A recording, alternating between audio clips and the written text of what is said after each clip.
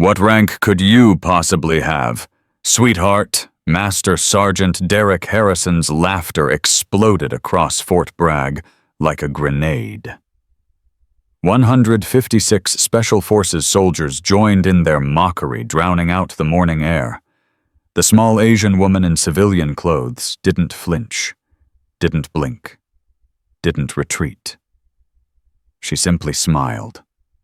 That smile would haunt Harrison for the rest of his career, because in exactly 43 minutes he would be face down in the dirt, gasping for air, while a Black Hawk helicopter screamed toward them, carrying men with authority to end careers with a single phone call. Welcome to our channel. Subscribe now and comment your city below. Justice is coming. The morning sun had barely cleared the pine trees surrounding Fort Bragg when Maya Chen stepped through the main gate. She carried nothing but a small tactical backpack. No uniform, no visible credentials.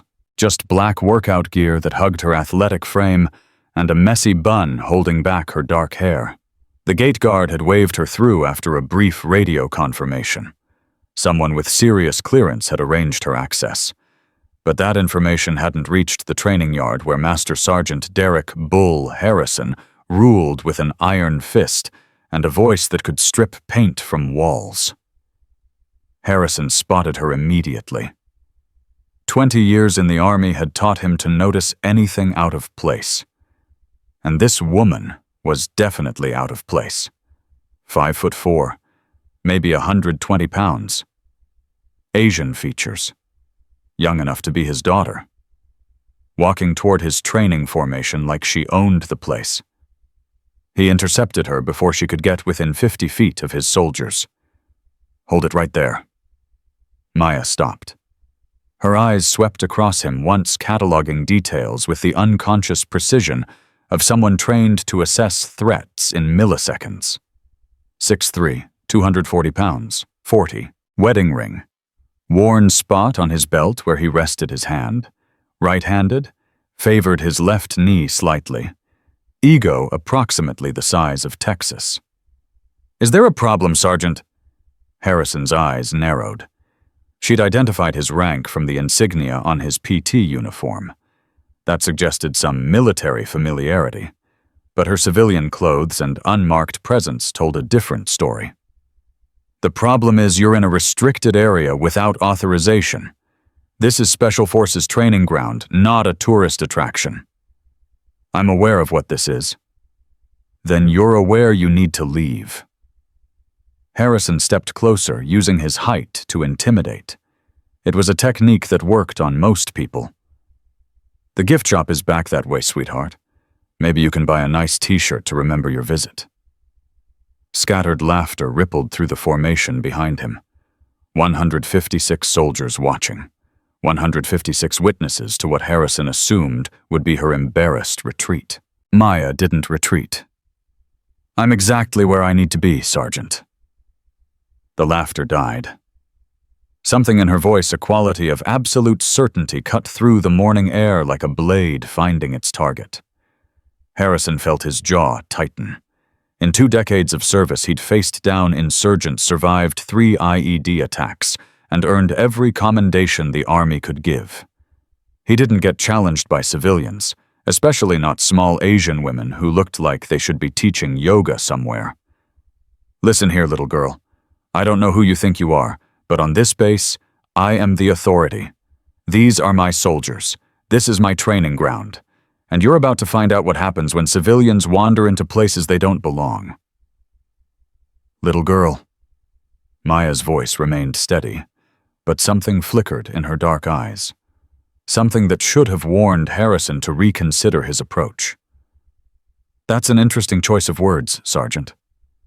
It's an accurate choice of words. Now turn around and walk back the way you came before I have you escorted off this installation in handcuffs. From the formation, Sergeant First Class James Rivera watched the confrontation with growing unease. Something about the woman's posture bothered him. The way she positioned herself, the way her weight stayed balanced on the balls of her feet, the way she never let Harrison get directly behind her. He'd seen that positioning before, in Yemen. 2 years ago, when everything went to hell. "Sergeant Harrison," Maya said, her tone dropping to something quieter, but somehow more dangerous. "I'm going to give you one opportunity to reconsider this conversation. I suggest you take it." Harrison laughed. A loud, genuine laugh that carried across the training yard and drew more attention from the soldiers in formation. This was too good. This tiny woman was actually threatening him. One opportunity. He stepped even closer, close enough that his shadow fell across her face. "Here's your opportunity, sweetheart. Walk away right now, and I won't file a federal trespassing charge. Stay here another 30 seconds, and I guarantee you'll spend tonight in a holding cell explaining to federal marshals why you thought it was a good idea to infiltrate a military installation." Infiltrate.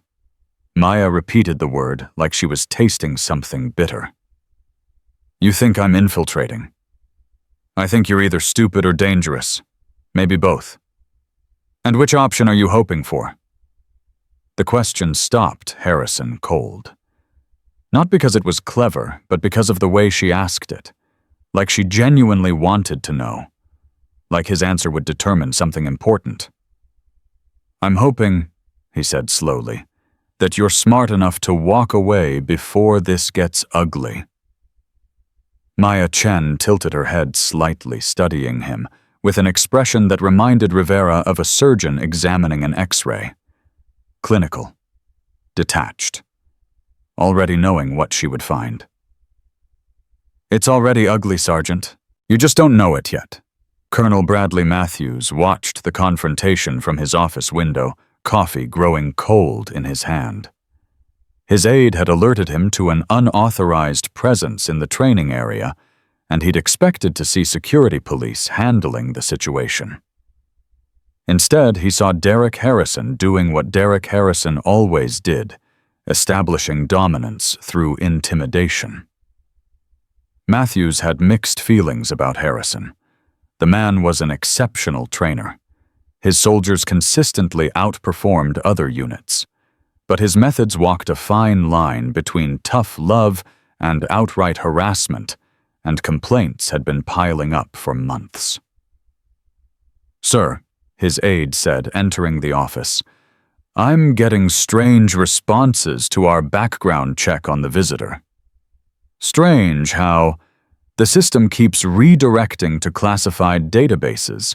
I've never seen clearance requirements like this for a simple identity check." Matthews set down his coffee. "What level of classification?" "That's the thing, sir. It won't tell me. It just says the information is compartmentalized above my access. Above a captain's access. That meant serious clearance. The kind that flagged investigators at federal agencies and prompted phone calls from people whose names never appeared on organizational charts. Keep trying, and get me a secure line to base operations. Something about this doesn't feel right." On the training ground, the standoff continued. Harrison had run out of patience. The woman refused to leave. She refused to identify herself. She refused to show fear. And his soldiers were watching, waiting to see how their master sergeant handled this unprecedented challenge to his authority. He couldn't back down. Not in front of them. Not without losing the respect he'd spent years building. "Last chance," he said. "Walk away." "Or what?" The question hung between them like a live grenade. "Or I remove you myself." "You could try."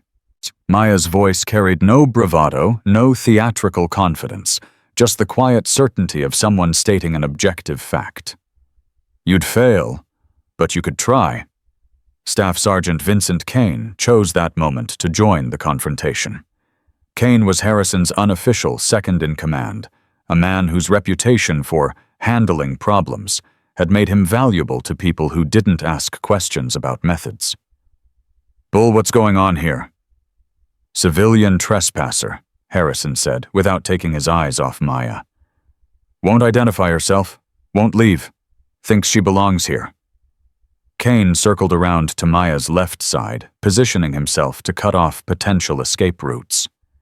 It was a subtle movement, professional, the kind of coordination that came from years of working together. Maya noticed immediately. "Staff Sergeant," she said, without turning to look at Kane. "If you're planning to flank me, you might want to be less obvious about it. Also, your boot is untied." Kane glanced down automatically. His boot was fine. But the moment of distraction told Maya everything she needed to know about his training level and reaction time. "Cute," Kane said, his voice carrying an edge that went beyond professional annoyance. "You think you're clever. I think you both need to step back and let me do what I came here to do." "And what exactly did you come here to do?" Harrison demanded. Maya smiled. It wasn't a friendly expression. "I came to find out if the security at this installation is as compromised as the report suggested. So far, I'm not impressed." The word compromised hit Harrison like a physical blow. Security was his responsibility. If someone was questioning the integrity of his installation, they were questioning him personally. "Who the hell are you?" he growled. "Someone who knows that your communications equipment has a frequency drift problem that makes it vulnerable to interception. Someone who knows that your perimeter sensors haven't been calibrated in 6 months. Someone who knows that 3 of your soldiers have clearance flags that should have been addressed weeks ago." Each statement landed with surgical precision. These weren't guesses. These were specific, accurate assessments of vulnerabilities that Harrison himself had reported through official channels. Vulnerabilities that should have been classified. "How do you know that—" His voice had changed. The bravado was cracking, replaced by something that approached genuine concern. "How I know isn't important. What's important is that if I know, other people know too. People who don't have the best interests of this installation in mind." Rivera stepped forward from the formation, unable to stay silent any longer. "Sergeant Harrison, permission to speak." "Not now, Rivera." "Sir, with respect, this is important. I think I know who she is." That got Harrison's attention. "You know her?" Rivera hesitated. What he was about to say would violate operational security protocols. But what he'd witnessed in Yemen had taught him that some protocols mattered less than doing the right thing. "Not personally, but I've seen her work. Or at least I've seen someone who moves exactly like her." He looked at Maya. "Yemen, 2022. The Hadramaut extraction." Maya's expression didn't change, but something shifted behind her eyes. Recognition. And something else. Caution. "I don't know what you're talking about, Sergeant." "Yes, you do. My team was pinned down in a village compound. 3 of us wounded, including me. Our comms were dead. We were 12 hours from the nearest support." Rivera's voice cracked slightly with the memory. "Then someone appeared out of nowhere. A woman. Small, dark hair. Moved like a ghost. She took out 7 hostiles called in extraction on a frequency we didn't even know existed and disappeared before the helicopters arrived." The training yard had gone silent. 156 soldiers listening to a story that most of them had never heard. A story that Rivera had been ordered never to tell. "3 of my brothers came home because of her," Rivera continued. "We never got her name, never got to thank her. But I've never forgotten how she moved, how she positioned herself, how she seemed to know exactly where every threat was before the threat knew she was there." He looked directly at Maya. "That was you. I'd bet my life on it." Harrison's certainty wavered for the first time. Rivera was one of his best soldiers. Steady, reliable, not prone to fantasy or exaggeration. If Rivera believed this woman had saved his team in some classified operation, there might be more to her than met the eye. But pride is a powerful drug, and Harrison had taken too much of it to stop now. "I don't care who she might have been," he said. "Right now she's an unauthorized civilian in a restricted area, and she's going to leave, one way or another." Kane moved closer. Want me to handle this, bull? I want you to stand by. If she doesn't start walking in the next 10 seconds, we'll escort her out together. Maya sighed. It was a small sound, almost disappointed. Like a teacher watching a student fail a test they should have passed easily. Sergeant Harrison, you're about to make a very significant mistake. The only mistake here is you thinking you can walk onto my base and tell me how to do my job. I'm not telling you how to do your job. I'm telling you that you're not doing your job. There's a difference. That's it. Harrison reached for her arm. You're coming with me to the security office, and you're going to answer some questions about how you got on this base and who sent you. His hand never reached her. Maya moved with a fluidity that seemed to bend the laws of physics. One moment she was standing still.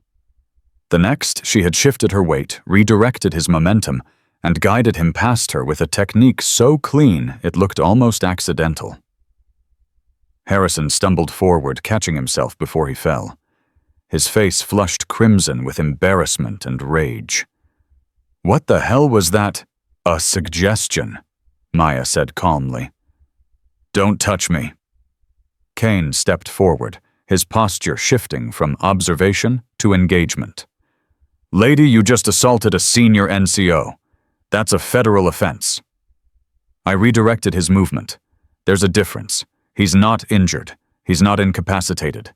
He's just embarrassed. Embarrassed? Harrison's voice rose to a dangerous volume.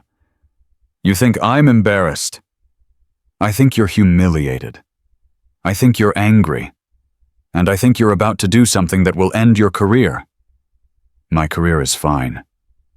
Your career is 3 minutes away from being a cautionary tale. Maya's voice never rose above conversational level. You can still walk away from this. Pretend it never happened. Go back to training your soldiers. I'll finish my assessment and file my report, and nobody needs to know that you spent 15 minutes trying to intimidate a federal evaluator. Federal evaluator. The words landed like bombs. You're not a federal evaluator, Harrison said, but uncertainty had crept into his voice. Federal evaluators carry credentials. They announce themselves. They don't sneak onto bases in workout clothes. The best evaluations are the ones nobody knows are happening. That's the whole point. Colonel Matthews appeared at the edge of the training area, drawn by reports of the confrontation. He took in the scene with the quick assessment of a career officer, Harrison and Kane, squared off against an unknown woman, Rivera, looking like he'd seen a ghost, and 156 soldiers watching something that was definitely not part of the training schedule. What's going on here? Sir, Harrison said, straightening slightly. We have an unauthorized civilian who refuses to identify herself or leave the premises. I'm not unauthorized, Maya said. I was cleared through the main gate by specific arrangement. Matthews frowned. What arrangement? I wasn't informed of any visitors today. The arrangement was made above your level, Colonel. I apologize for the lack of coordination, but compartmentalization was necessary for the accuracy of the assessment. Assessment of what? Security protocols, response procedures, command structure integrity. Maya paused. So far, the results are not encouraging. Matthews felt his stomach tighten. He'd heard about these evaluations. Unannounced inspections by personnel whose authority came from places so high up the chain that arguing was pointless. If this woman was what she claimed to be, Harrison had just created an incident that would generate paperwork for months. Do you have any identification? He asked carefully. I have identification that will verify my authorization, but showing it here in front of all these soldiers would defeat the purpose of the evaluation. Then show me privately. I'd prefer to complete my observation first, unless your sergeants here make that impossible. Harrison stepped forward. Sir, with respect, this is obviously some kind of con. No federal evaluator would operate like this. She's probably a foreign agent or a terrorist trying to gather intelligence on our operations. Foreign agent? Maya's voice carried a hint of amusement. That's quite a promotion from yoga instructor. This isn't funny. No, it isn't. But it is revealing. She turned to Matthews. Colonel, your master sergeant has spent the last 15 minutes demonstrating exactly the kind of assumptions and biases that compromise operational security. He saw a small Asian woman and immediately categorized her as a threat to be neutralized or a nuisance to be dismissed. It never occurred to him that she might be someone with legitimate authority. Matthews looked at Harrison. Is that accurate? Sir, I was following standard protocols for unauthorized civilians in restricted areas. Standard protocols include calling security verifying identification through proper channels and maintaining professional demeanor. Your sergeant chose intimidation insults and physical confrontation. The accuracy of the assessment made Matthews wince. He'd seen Harrison's approach. He knew it wasn't professional. But calling it out in front of the soldiers would undermine unit cohesion and command authority. Perhaps we should continue this conversation in my office. Perhaps we should, Maya agreed. But first I need to document one more observation. What observation? Maya turned to face Kane, who had been slowly positioning himself behind her during the conversation. Staff Sergeant Kane, would you like to explain why you've been signaling to 3 soldiers in the formation to prepare for coordinated action? Kane froze. How had she seen that he'd been careful using hand signals that only his people would recognize? I don't know what you're talking about. Corporal Davis, Lance Corporal Murphy, Private First Class Thompson. All 3 have shifted their weight to their front feet and are waiting for your command. Maya didn't turn to look at them. I'm guessing the plan is to surround me and assist with my escort off the base. Rivera's blood ran cold. He knew Kane's reputation, knew the things that happened to people who embarrassed him. If Kane had planned what Maya was suggesting. That's a serious accusation, Matthews said. It's a serious situation. Maya finally turned to look at the 3 soldiers she'd identified. All 3 looked away, unable to meet her eyes. But I'm willing to let it go, if everyone takes a step back and allows me to complete my work without further interference. Kane's jaw tightened. Nobody had ever read him so easily. Nobody had ever anticipated his moves before he made them. This woman was either incredibly perceptive or had access to information she shouldn't have. Either way, she was dangerous. Colonel Kane said, I respectfully suggest we detain this woman until her identity can be verified through proper channels. Her knowledge of our personnel and operations indicates potential security breach. Or it indicates that I'm exactly who I say I am, Maya countered. Someone sent to evaluate whether your security is adequate. Spoiler alert, it isn't. The radio on Matthews' belt crackled. Colonel Matthews, this is base operations. We're getting federal flags on your background check request. The subject's file is classified at levels requiring flag officer authorization. 156 soldiers heard the transmission. 156 soldiers watched as the color drained from Harrison's face, and Kane's confident posture suddenly became very still. Copy that, operations. Stand by. Matthews looked at Maya with new eyes. Flag officer authorization meant generals and admirals. It meant security clearances that existed above top secret. It meant someone whose identity was protected by the highest levels of government. Perhaps, he said slowly, we should definitely continue this in my office. Perhaps we should. Maya started walking toward the administrative building, then paused. But first, Sergeant Harrison deserves to know something. What's that? She turned to face him one last time. The morning sun caught her face, illuminating features that had seen things most soldiers never would. Survived things most soldiers never could. When you laughed at my rank, you laughed at someone who earned captain bars in places that don't appear on any map. Someone who has led missions that officially never happened. Someone who has killed more enemies of this country than you have soldiers in your formation." Harrison opened his mouth to respond, but nothing came out. "But the rank isn't what should concern you," Maya continued. "What should concern you is this: I came here to evaluate security. I found something much worse, and before this day is over, everyone is going to understand exactly how dangerous it is to underestimate the quiet ones." She walked toward Matthew's office without looking back. Behind her, 156 soldiers stood in stunned silence, and Staff Sergeant Vincent Kane began planning his next move. Because Maya Chen was right about one thing before this day was over, everything would change. He just intended to make sure it changed in his favor. Colonel Matthews closed his office door and turned to face Maya, with the expression of a man who had just realized he was standing on a landmine. "Captain Chen, I need to understand exactly what's happening here." "What's happening is that your installation has a serious problem, Colonel. And I'm not talking about security protocols." Matthews gestured toward a chair. Maya remained standing. "The background check flagged your file at levels I've never seen before. Flag officer authorization. That's general level clearance. Who exactly are you?"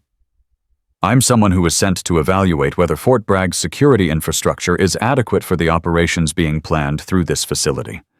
My preliminary assessment is that it isn't.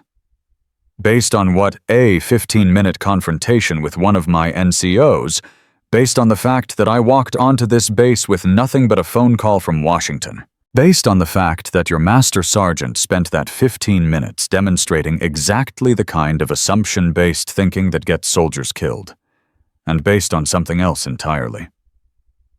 Matthews waited. "There's a leak in your command structure, Colonel. Someone at Fort Bragg has been selling information to foreign interests for at least 18 months. The words hit Matthews like a physical blow. He sat down heavily in his chair, the implications cascading through his mind like dominoes falling. "That's a serious accusation." "It's not an accusation. It's a confirmed intelligence finding. The Defense Intelligence Agency has been tracking the leak for 6 months. We know the information is coming from this installation. We know it involves operational planning data that could compromise ongoing missions. What we don't know is who. And you think you can identify the source by walking around in workout clothes and picking fights with my sergeants? I think the source will identify themselves by how they react to my presence." Maya finally sat down, her posture relaxed, but her eyes never leaving Matthew's face. Guilty people behave differently than innocent people when they feel threatened. Your Sergeant Harrison is arrogant and biased, but he's not the leak. His reactions were too genuine, too predictable. Then who? I have a theory, but I need more time to confirm it. Outside the office, Staff Sergeant Vincent Kane pressed his ear closer to the door. The conversation was muffled, but he caught enough words to understand the danger he was facing. Intelligence finding. Leak. 18 months. They knew. Not everything, but enough. Enough to send someone like this woman to flush out whoever had been supplementing their army salary with payments from people who paid well for the right information. Kane stepped away from the door, his mind racing through options. He could run, disappear before they connected the dots. But running would confirm guilt, and the people he worked for didn't tolerate loose ends. He could eliminate the threat.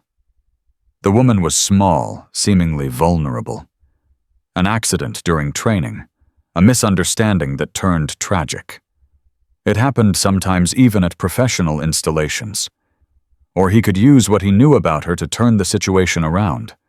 Make her the suspect, plant evidence, create enough confusion that the real investigation got buried under bureaucratic chaos.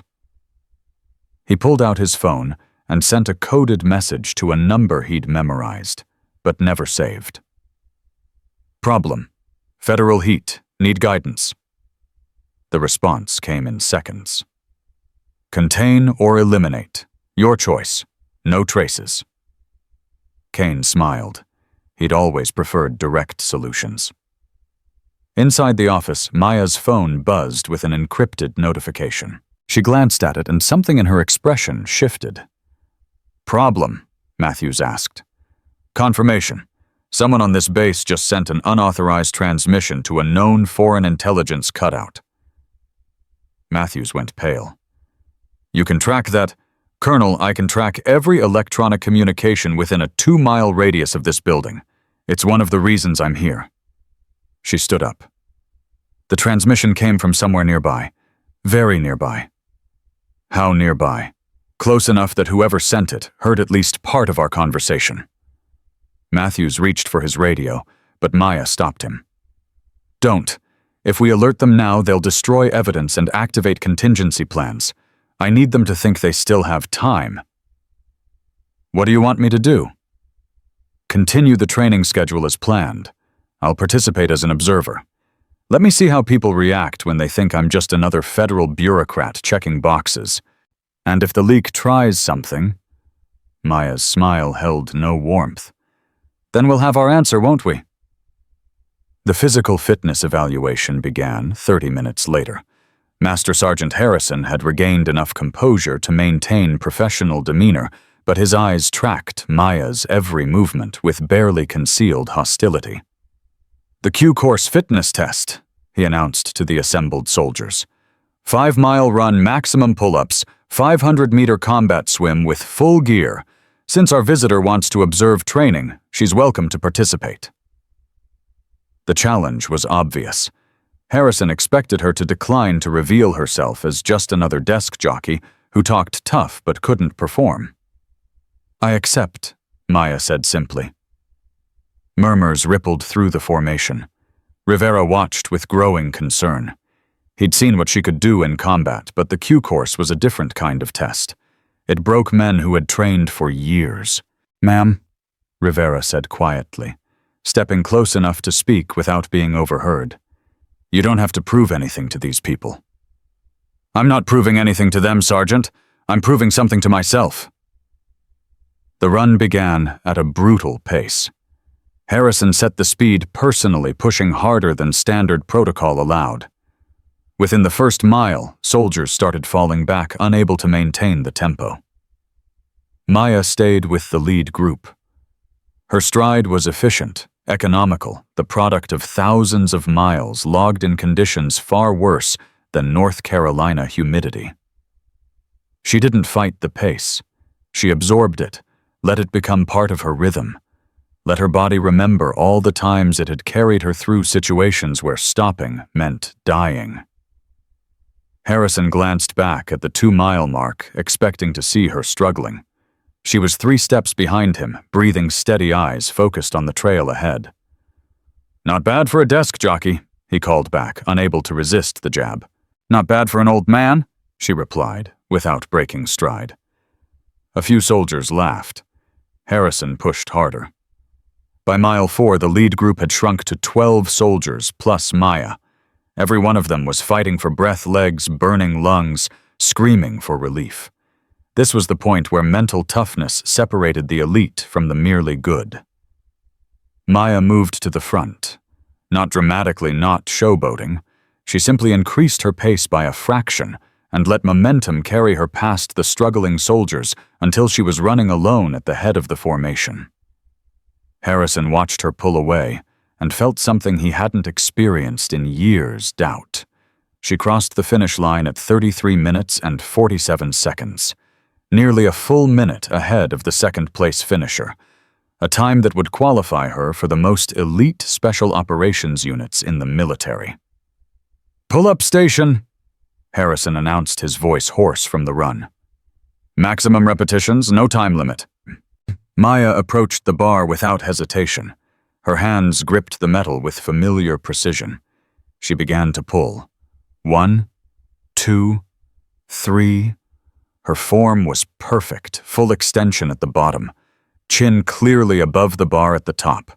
No kipping, no swinging, no momentum tricks. 10, 11, 12. Soldiers gathered to watch. This wasn't normal. Civilians didn't perform like this. Even most soldiers didn't perform like this. 18, 19, 20. Harrison's certainty crumbled with each repetition. Everything he'd assumed about this woman was wrong. Everything he'd said, every insult, every dismissive comment was coming back to haunt him. 22, 23, 24. Maya dropped from the bar at 25. Not because she was exhausted, but because she'd made her point. "Combat swim?" she said, looking directly at Harrison. "Unless you'd like to concede." Harrison's jaw tightened. "The pool is this way." The combat swim was designed to simulate the conditions of an amphibious infiltration. Full battle dress uniform, 40 pounds of equipment, 500 meters in water cold enough to induce hypothermia if you stayed in too long. Most candidates feared this portion more than any other. Drowning was a real possibility if technique failed or panic set in. Maya entered the water like she was coming home. Her stroke was modified combat side stroke, the technique taught to Navy SEALs and Marine Raiders for long-distance swims with equipment. Each movement was precise, conserving energy while maintaining forward progress. She completed the 500 meters in 11 minutes and 23 seconds. When she climbed out of the pool water streaming from her uniform, 156 soldiers stood in absolute silence. Harrison approached her slowly, his expression unreadable. "Captain Chen," he said, using her rank for the first time, "where exactly did you serve? Places that don't appear on maps, Sergeant, doing things that don't appear in reports." "Yemen, among others. Afghanistan. 3 tours, different capacity than you're imagining." "What capacity?" Maya wrung water from her hair, taking her time with the answer. "The capacity where you don't wear a uniform because uniforms make you a target, where you don't have backup because backup would compromise the mission, where you succeed completely or you disappear completely, and nobody ever knows which one happened." Rivera stepped forward. "Sergeant Harrison, I tried to tell you earlier. I've seen her work, or at least I've seen the results of her work. My team is alive because of someone who operates like she does." Harrison looked at Rivera, then back at Maya, then at the ground. For a long moment he said nothing. "I owe you an apology, ma'am." "You owe me nothing, Sergeant. But you owe yourself some reflection on why you assumed a woman in civilian clothes couldn't possibly be someone worth respecting. I've been doing this for 20 years. I've seen a lot of people try to talk their way onto this base for various reasons. Most of them are exactly what they appear to be. And sometimes they're not. The question is whether you can tell the difference before it's too late." Staff Sergeant Kane watched the exchange from the edge of the training area, his phone heavy in his pocket. The response from his handlers had been clear: contain or eliminate. Containing was no longer an option. This woman was too capable, too connected, too dangerous to simply discredit or delay. That left elimination. Kane had done wet work before, not officially not on American soil, but the skills didn't care about geography. A training accident, an equipment malfunction, a moment of confusion that ended with a regrettable casualty. He began planning. The armory was isolated, soundproofed for weapons testing, security cameras that he knew how to disable, and a woman who, despite her impressive physical performance, was still just one person against whatever force he chose to bring.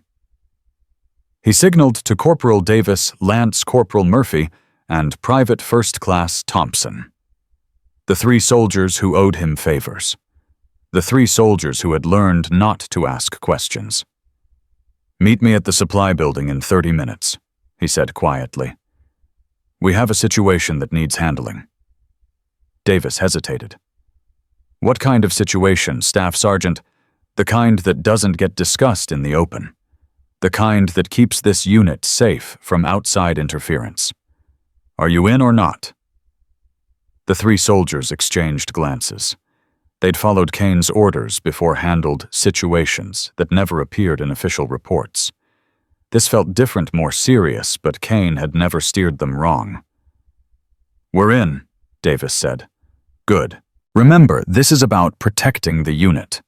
Whatever happens, we're doing the right thing." Maya caught Kane's signal from across the training yard. She'd been watching him since the unauthorized transmission cataloging his movements, his communications, his interactions with other soldiers.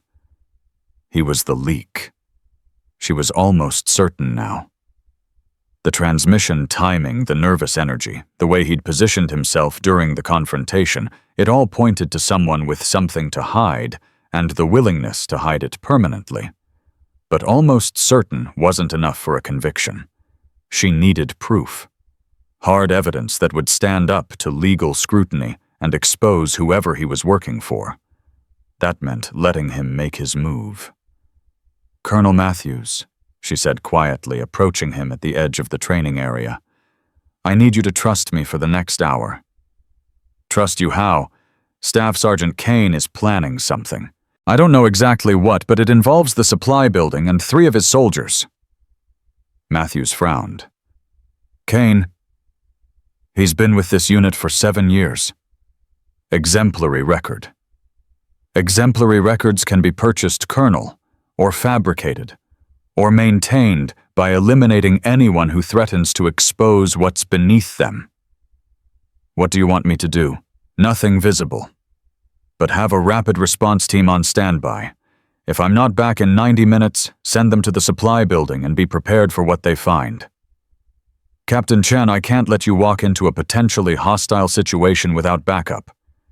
You can and you will, because if I go in with backup, Kane will know something's wrong and destroy whatever evidence exists. The only way to catch him is to let him think he's catching me." Matthews struggled with the request. Everything in his training told him this was wrong, dangerous, potentially catastrophic. But everything in his instincts told him this woman knew exactly what she was doing. 90 minutes, he said finally. Not a second more. That's all I'll need. Maya walked toward the supply building alone, her senses heightened to combat awareness. Every shadow was a potential threat. Every sound was potentially significant. Every step brought her closer to a confrontation that would either expose the leak or end her career permanently. Kane watched her approach from inside the building. He'd disabled the primary cameras and activated the signal jamming equipment. Whatever happened in the next few minutes would leave no electronic traces. She's coming, he told his 3 soldiers. Remember, she's a foreign agent who infiltrated this base to gather intelligence. We're protecting national security. Anything we do is justified by the threat she represents. Are you sure about this? Murphy asked, doubt creeping into his voice. I'm sure that if we don't handle this now, she'll destroy everything we've built here, everything we've worked for. Is that what you want? Murphy shook his head. Then follow my lead. And remember, this never happened. Maya pushed open the supply building door and stepped into darkness. The door slammed shut behind her, and Vincent Kane's voice echoed from somewhere in the shadows. Welcome, Captain Chen. I've been looking forward to this conversation. Maya's eyes adjusted to the darkness within seconds. Kane stood 15 feet ahead, his service weapon drawn, but not yet aimed. The 3 soldiers flanked her position, cutting off the exit she'd just walked through. Staff Sergeant Kane, she said, her voice carrying no trace of fear. I was wondering when you'd make your move. You knew. I've known since you sent that transmission outside Colonel Matthews' office. Sloppy tradecraft, by the way. Your handlers should have taught you better. The Kane's expression flickered with something between anger and admiration. You tracked my communication. I tracked everything. The encrypted messages to your cutout in Alexandria, the offshore account in the Caymans where you've deposited over $200,000 in the past 18 months, the classified documents you photographed and transmitted through a dead drop system that the DIA compromised 6 months ago. The 3 soldiers exchanged uncertain glances. This wasn't what Kane had told them. Foreign agent. Intelligence threat. National security. She's lying, Kane said quickly. This is exactly what foreign operatives do. They create false narratives to confuse and divide. Corporal Davis, Maya said, not taking her eyes off Kane. Ask yourself why your staff sergeant brought you to an isolated building with disabled cameras and jammed communications. Ask yourself what kind of legitimate military operation requires that level of secrecy from your own command structure. Davis's grip on his weapon wavered. Staff Sergeant, maybe we should verify her story through proper channels. There's no time for proper channels. She's already compromised our communications. If we don't neutralize her now, she'll transmit everything she knows to her handlers. My handlers are the Defense Intelligence Agency, Maya said calmly. My authorization comes from the Secretary of Defense, and my mission was to identify the source of an intelligence leak that has compromised 3 ongoing operations and gotten 7 American assets killed overseas. 7 deaths. The number hung in the air like an accusation. She's making that up, Kane said, but his voice had lost its certainty. Ahmed Rashid, executed in Tehran after his CIA handler's identity was leaked through communications intercepted from this base. Sarah Chen, no relation to me, disappeared in Beijing after her NOC status was compromised by information that traced back to Fort Bragg operational planning documents. Marcus Williams, found dead in a Moscow apartment after his safe house location appeared in intercepted signals. Maya recited each name with the precision of someone who had memorized them, honored them, sworn to avenge them. 4 more assets in Yemen, Syria, and Pakistan, all dead within the past 18 months, all connected to information that someone at this installation sold for money. Murphy lowered his weapon. Staff Sergeant, is any of this true? Of course not. She's a professional liar. That's what intelligence operatives do. Then why did you bring us here? Thompson asked. Why the secrecy? Why disable the cameras? Kane's facade cracked. His carefully constructed justification was crumbling under the weight of questions he couldn't answer without revealing the truth. Because I was trying to protect this unit from federal interference.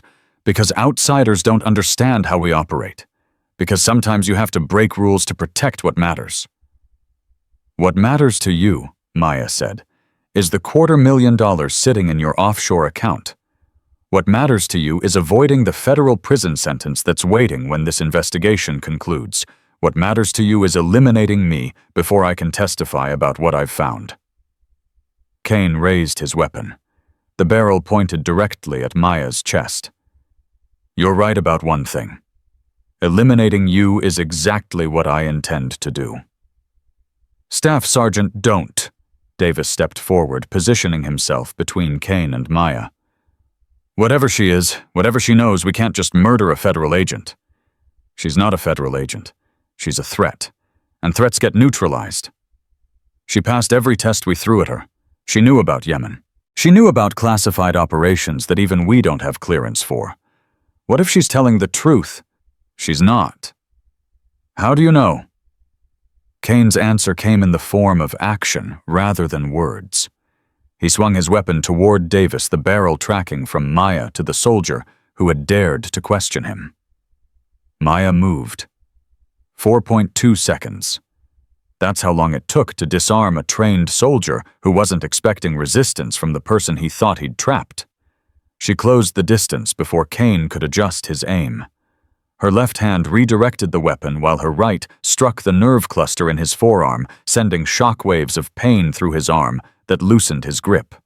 She stripped the pistol from his hand, cleared the chamber, and secured both weapon and ammunition before his brain fully processed what had happened. Kane found himself face down on the concrete floor, his arm locked behind his back in a hold that would dislocate his shoulder if he struggled. Holy God, Murphy breathed. What just happened? What happened? Maya said, maintaining pressure on Kane's arm, is that your staff sergeant attempted to murder a federal asset and failed. What happens next depends on whether you three want to be accomplices to treason or witnesses to justice." Davis made his decision instantly. He pointed his weapon at Kane's prone form. "Ma'am, we had no idea. He told us you were a foreign operative. He said we were protecting national security." "I know what he told you. I also know that you hesitated when things didn't add up. That hesitation might be the only thing that saves your careers." Kane struggled against her grip. "You can't prove anything. My communications are encrypted. My accounts are protected. This is your word against mine. Actually, it's your word against the evidence I've been collecting for the past 6 months." Maya pulled a small device from her pocket with her free hand. "This is a military-grade recording unit. Everything that happened in this building from the moment you admitted to the offshore accounts until now has been transmitted to a secure server at DIA headquarters. That's illegal. You can't record without consent. I can when I have a federal warrant authorizing surveillance of suspected espionage activities. That warrant was issued 3 months ago when we first confirmed that the leak was coming from Fort Bragg." Kane's resistance collapsed. The legal implications of what she'd just revealed meant his options had shrunk to zero. There would be no explaining away the evidence, no creating alternative narratives, no eliminating witnesses. It was over. "Davis Murphy Thompson," Maya said, "I need you to secure Staff Sergeant Kane and contact Colonel Matthews immediately.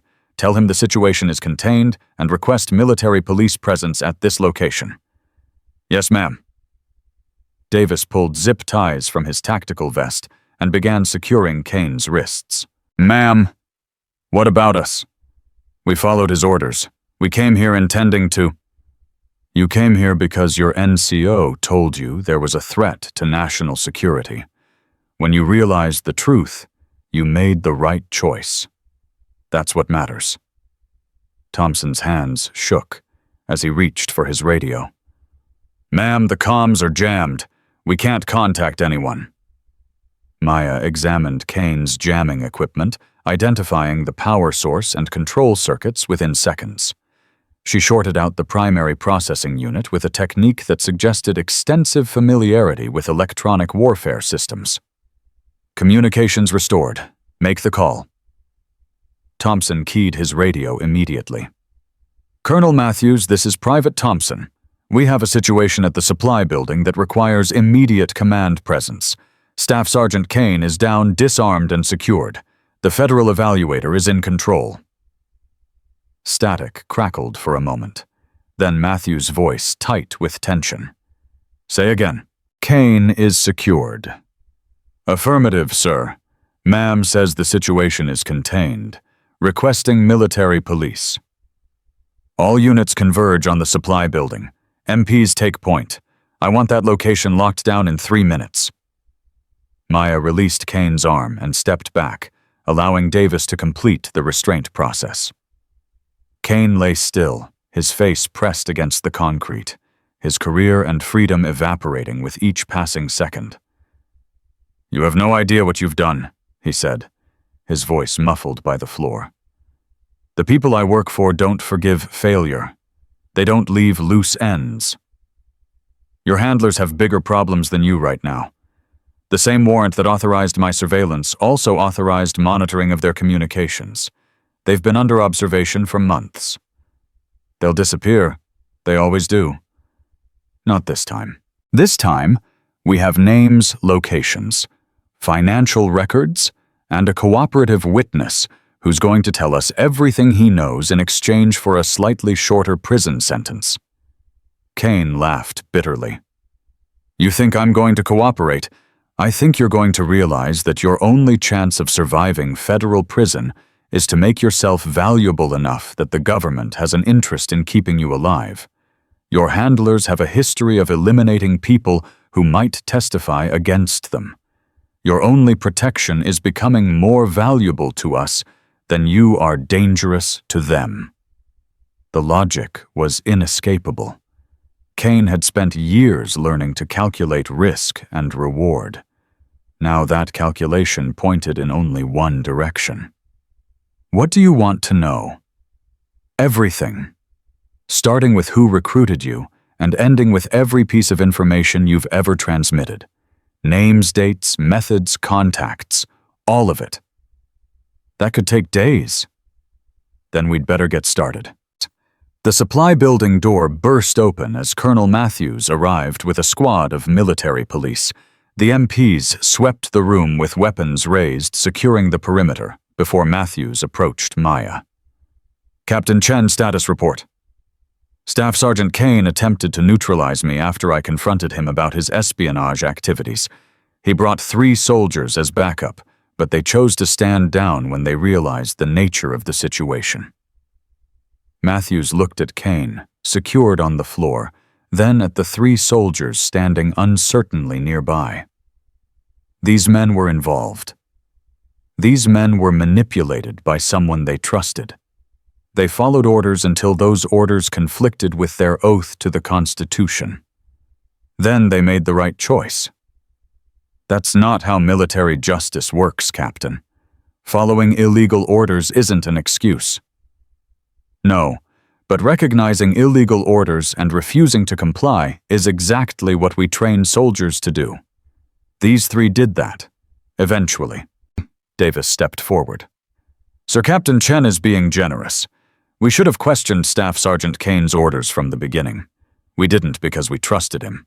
That's on us. Matthews considered the situation. 3 soldiers caught between competing loyalties. A traitor exposed. A federal investigation that would generate paperwork and scrutiny for months. This will go to JAG for review, he said finally. Until then, you 3 are confined to quarters pending investigation. Yes, sir. All 3 soldiers answered in unison, accepting their fate with the discipline their training had instilled. What about Kane? Matthews asked Maya. Federal custody. DIA has a detention facility prepared for high-value intelligence sources. He'll be interrogated by people with more expertise in extracting information than I have. And me, my command. This happened on my watch. Maya studied the colonel, reading the fear beneath his professional exterior. His career was potentially destroyed by a failure he hadn't known existed.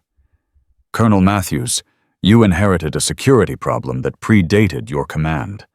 You cooperated fully with a federal investigation once you became aware of it, and you made the difficult choice to trust my judgment when everything in your training told you not to. Is that supposed to make me feel better? It's supposed to make you understand that blame will be assigned based on evidence, not assumptions. The evidence shows that Kane operated with sophisticated tradecraft specifically designed to avoid detection by his chain of command. You couldn't have known. I should have known. That's my job. Your job is to train soldiers and execute missions. Counterintelligence is someone else's job. The failure here belongs to the systems that should have caught Kane years ago, not to commanders who trusted those systems. Matthews nodded slowly, accepting the assessment without fully believing it. The investigation would determine his fate. Until then, all he could do was cooperate and hope.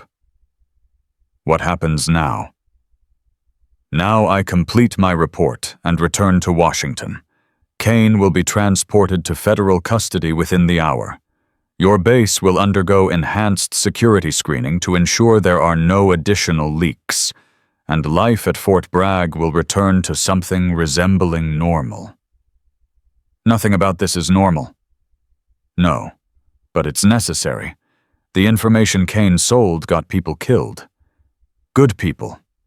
Patriots who trusted that their own military wouldn't betray them. This is how we honor their sacrifice. Sergeant First Class Rivera appeared at the supply building entrance, drawn by the commotion. He took in the scene with quick assessment. Kane secured Maya, unharmed military police establishing perimeter. Ma'am, are you okay? I'm fine, Sergeant. Better than fine, actually.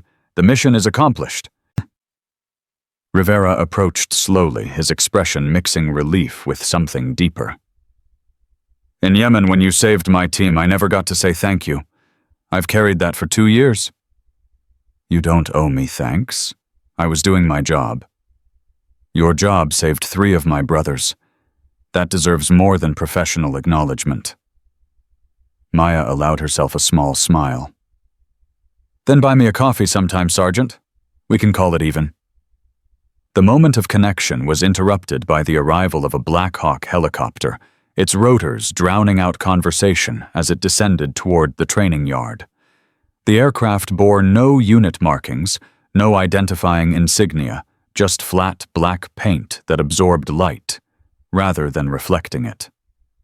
Matthews watched the helicopter land with growing unease. I didn't authorize any aircraft. You didn't need to, Colonel. This authorization came from considerably above your level.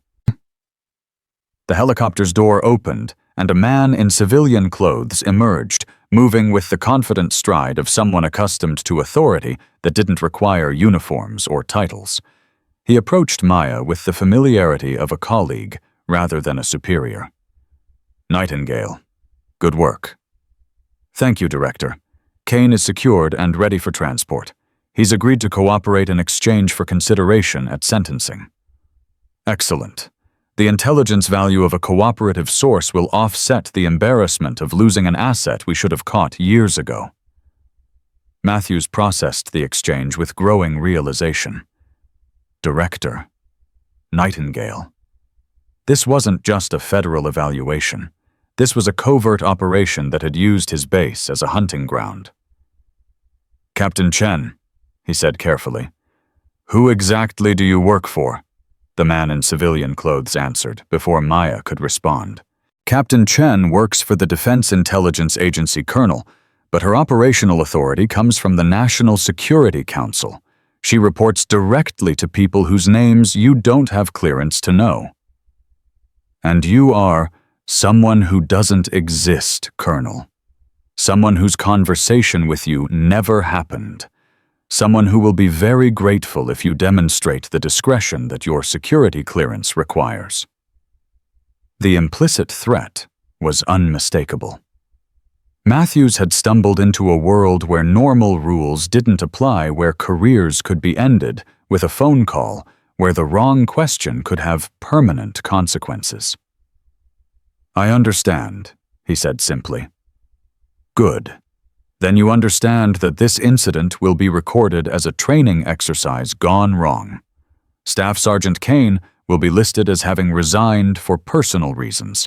No federal investigation will appear in any official record. And Captain Chen was never here.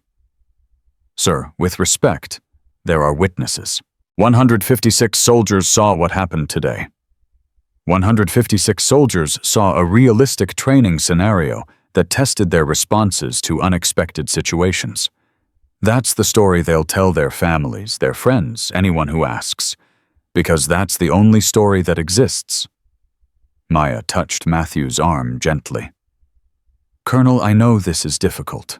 The truth wants to be told, and what happened today deserves recognition. But some truths are more dangerous when exposed. Kane's handlers have resources and reach that extend into places you can't imagine. If they learn the real details of how he was caught, they'll adapt. They'll improve. And the next traitor will be harder to find. Matthews looked at the helicopter, at the man without a name, at the woman who had revealed herself as something far more than a simple federal evaluator. What about the soldiers Kane tried to recruit Davis Murphy Thompson? They'll be reassigned to units where their skills can be better utilized. Their records will reflect exemplary service with no mention of today's events. They made the right choice when it mattered, and that choice will be rewarded. And Harrison? He's going to have questions about why his authority was challenged by someone who turned out to be exactly what she claimed to be. Maya considered the question. Harrison's ego had been damaged by their confrontation, but damaged egos could heal. What couldn't heal was the institutional harm caused by allowing prejudice to override professional judgment. Sergeant Harrison needs to understand that his assumptions almost prevented a federal investigation from succeeding. If he'd been less focused on establishing dominance and more focused on assessing the actual situation this morning, could have gone very differently. Should I counsel him? You should do whatever you think will make him a better leader. But I'd suggest emphasizing that the most dangerous opponents often look the least threatening. That's a lesson worth learning even if the circumstances were unusual. The director checked his watch. Nightingale, we need to move. The debrief team is waiting, and there's another situation developing that requires your particular skills. Understood, Director. Maya turned back to Matthews one final time. Colonel, you handled today better than most commanders would have. When the confusion clears and the paperwork settles, remember that you chose to trust your instincts over your prejudices. That's rare. That's valuable. Don't lose it. She walked toward the helicopter without looking back. Rivera watched her go, the woman who had saved his team in Yemen, who had exposed a traitor at Fort Bragg, who had demonstrated that quiet strength was more powerful than loud arrogance. Never judge the quiet ones, he murmured to himself. They might be carrying the way home. Maya climbed into the Black Hawk and settled into her seat. The director followed, securing the door as the rotors increased speed. The Kandahar network, she asked as the helicopter lifted off. They've identified you. Active measures authorized against Nightingale operations. We need you back in the field within 72 hours. Maya nodded, her mind already shifting from Fort Bragg to the next mission. The next threat, the next opportunity to protect the country that most people would never know needed protecting. Below them, the training yard shrank to a green rectangle surrounded by pine trees. 156 soldiers resumed their exercises, carrying new understanding about the nature of strength and the cost of assumptions. And in the supply building, Vincent Kane began the long process of confessing everything he knew, trading secrets for survival. Unaware that the information he provided would unravel networks that had operated for decades. The battle at Fort Bragg was over. But the war was just beginning. The Black Hawk cut through the afternoon sky at 200 miles per hour, carrying Maya toward a debrief that would determine the next phase of operations. Director William Chen, no relation, despite the shared surname, reviewed encrypted files on a tablet, while the helicopter's engines drowned out any possibility of casual conversation. Maya used the time to process what had happened at Fort Bragg. Kane's capture was significant, but it was only one piece of a larger puzzle. The Kandahar network had been operating for nearly a decade, moving weapons financing terror cells and corrupting American military personnel through a sophisticated recruitment system that targeted soldiers with financial problems, personal grievances, or ideological vulnerabilities. Kane had been recruited 6 years ago during his second deployment to Afghanistan. A handler had approached him after a disciplinary incident that threatened his career. The offer was simple information in exchange for money and protection. Small things at first. Patrol schedules, equipment manifests. Nothing that seemed particularly dangerous. But small things became bigger things. And by the time Kane realized what he'd become, he was too deep to escape. His handler, Maya said, breaking the silence. Do we have identification? Partial. The name he knew was Ahmed Nazari, but that's almost certainly an alias. Facial recognition suggests connections to Iranian intelligence, but the operational pattern is more consistent with a private network operating across multiple national boundaries. Private network meaning what? Meaning someone with enough resources to run espionage operations independent of any government. Someone who sells information to the highest bidder, regardless of nationality or ideology. Maya absorbed the implications. Government-sponsored espionage followed predictable patterns. Private networks were more dangerous because their motivations were harder to predict and their resources harder to trace. How did they identify me? We're not certain. Possibly facial recognition from your Damascus operation. Possibly a source inside federal agencies. Possibly just good tradecraft and patient observation. They know my operational name. They know Nightingale.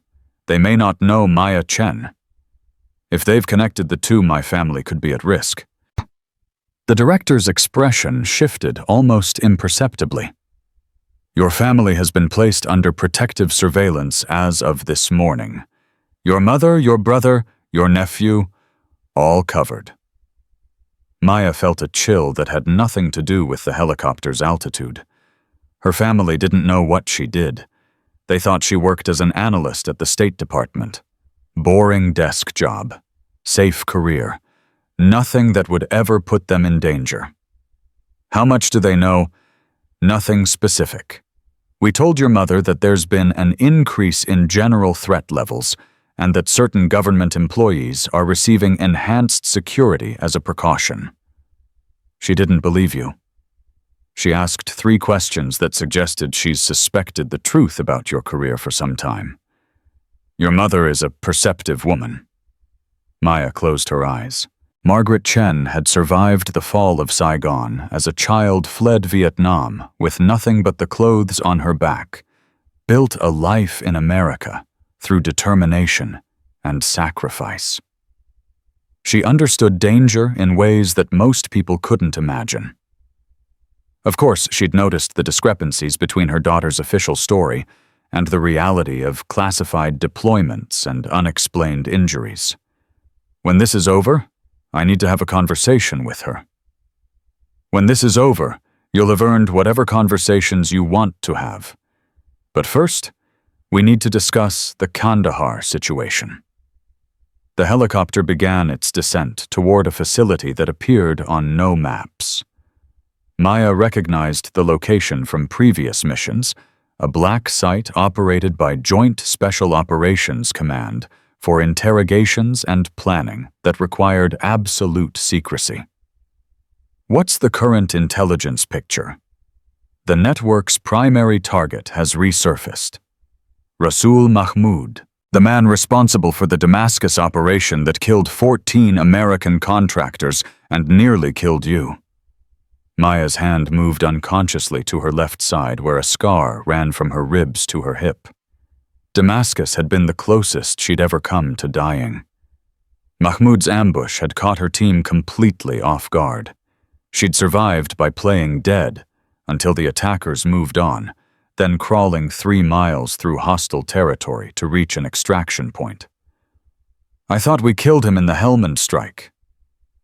We killed someone. DNA analysis was inconclusive. 6 months ago, Signals Intelligence picked up communications using his known encryption protocols. Voice analysis confirmed it was him. So he's alive. Very much alive. And very much interested in eliminating the American operative who disrupted his Damascus operation and cost him 2 years of operational capability. He's coming after me specifically. He's put a bounty on Nightingale. $2 million for confirmed elimination. $500,000 for information leading to your identification. Maya processed this information with the cold calculation that her training required. Personal threats were part of the job, but $2 million was enough to motivate serious professionals, enough to corrupt otherwise trustworthy sources, enough to turn this from a standard operation into a survival situation. What's our response? Aggressive. We're not going to hide you and hope he gives up. We're going to use his obsession against him, draw him out, eliminate the threat permanently. You want me to be bait. I want you to be what you've always been, the most effective covert operative we have. The difference is that this time the target is hunting you while you're hunting him. The helicopter touched down, and Maya followed the director into a facility that hummed with the quiet intensity of professionals preparing for war. Banks of monitors displayed satellite imagery communications intercepts and real-time tracking data. Analysts worked in focused silence, processing information that would determine the success or failure of operations happening on the other side of the world. A briefing team had assembled in the main conference room. Maya recognized several faces from previous operations: Special Forces operators, intelligence analysts, communications specialists. The best the military had to offer gathered for a mission that officially didn't exist. "Ladies and gentlemen," the director announced, "Nightingale is in the building. Let's bring her up to speed." A senior analyst activated a holographic display showing terrain maps of the Afghanistan-Pakistan border region. Rasul Mahmoud has established a new operational base approximately 12 kilometers south of the Pakistani border.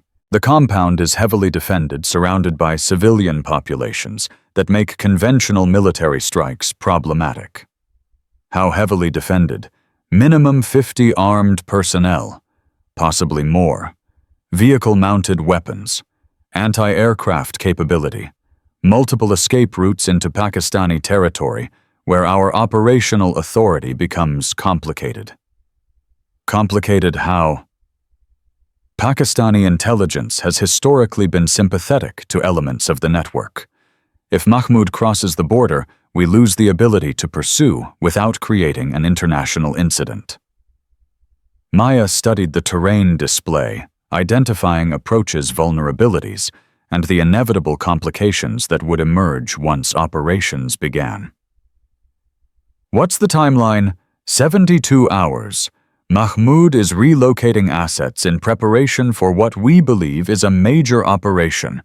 If we don't intercept during this window, he'll disappear again, possibly for years. Team composition. Your original unit plus augmentation from DevGru and Delta. Full presidential authorization for any action necessary to neutralize the threat. Presidential authorization. The highest possible level of operational approval reserved for missions that carried implications for national security and international stability. What's his planned operation?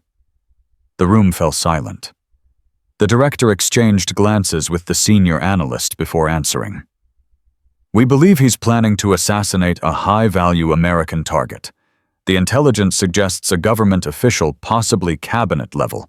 The timing and resources being assembled indicate something spectacular, something designed to send a message. A message about what? About American vulnerability. About the cost of interfering with network operations. About revenge for the assets we've eliminated over the past 3 years. Maya understood immediately. This wasn't just about her. This was about demonstrating that even the most powerful nation on Earth couldn't protect its leaders from determined enemies. Who's the target? We don't know yet. Kane's information might help narrow it down, but the interrogation is ongoing. In the meantime, we need to eliminate Mahmoud before he can execute whatever he's planning. And my role, infiltration and target acquisition. You'll insert with a small team locate Mahmoud's exact position within the compound and designate for precision strike. Once he's eliminated, you'll extract, and we'll mop up whatever's left of his network. It sounded simple when described in operational terms, but Maya knew better. Nothing involving Mahmoud was ever simple. He'd survived for a decade in one of the most hostile environments on Earth, evading capture by multiple intelligence services and military forces. He was smart, ruthless, and paranoid enough to have contingencies for his contingencies. What about the bounty on Nightingale? That's actually an advantage. Mahmoud is so focused on eliminating you that he's become predictable. He's put resources into finding you instead of protecting himself. We can exploit that. By letting him think he's winning. By letting him think he's getting close enough to make mistakes. A communications officer interrupted the briefing. Director, we're receiving an encrypted transmission from Fort Bragg. Colonel Matthews reports that Kane has provided significant new intelligence during interrogation. Put it through. The display shifted to show Matthews' face drawn with exhaustion, but animated with urgency. Captain Chen Kane has given us the identity of Mahmoud's inside source, someone with access to federal protective details and security schedules. Who? A Secret Service supervisor named Robert Hartley. He's been passing information to the network for approximately 18 months.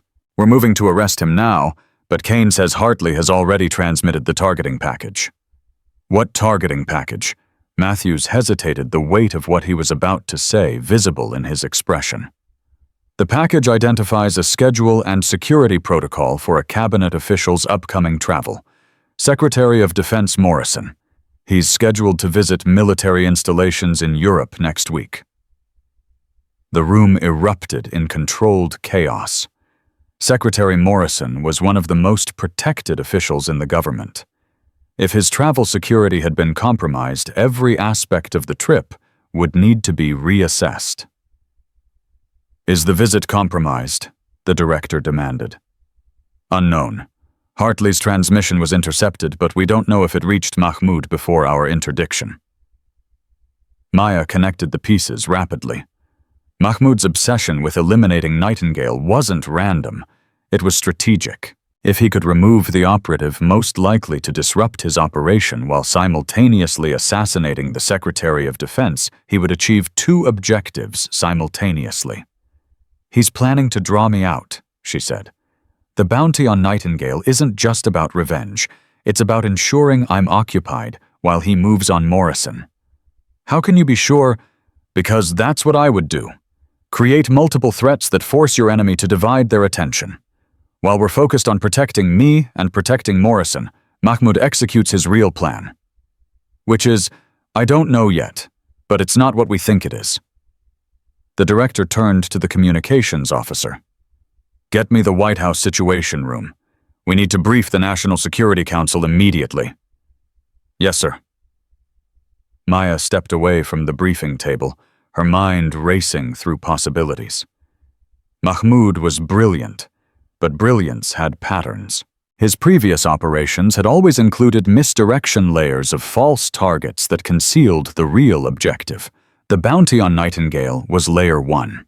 The threat to Secretary Morrison was Layer 2. But what was Layer 3? Director, I need access to Kane's full interrogation transcript. Why? Because somewhere in what he's telling us is the piece we're missing. The real target. The real objective. Everything else is noise designed to distract us.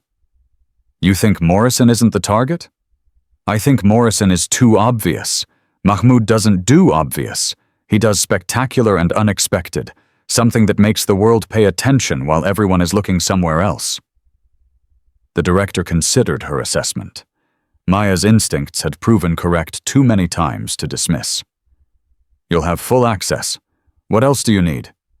Time alone with Kane, not interrogation, conversation. I want to understand how he thinks what he knows that he doesn't know he knows.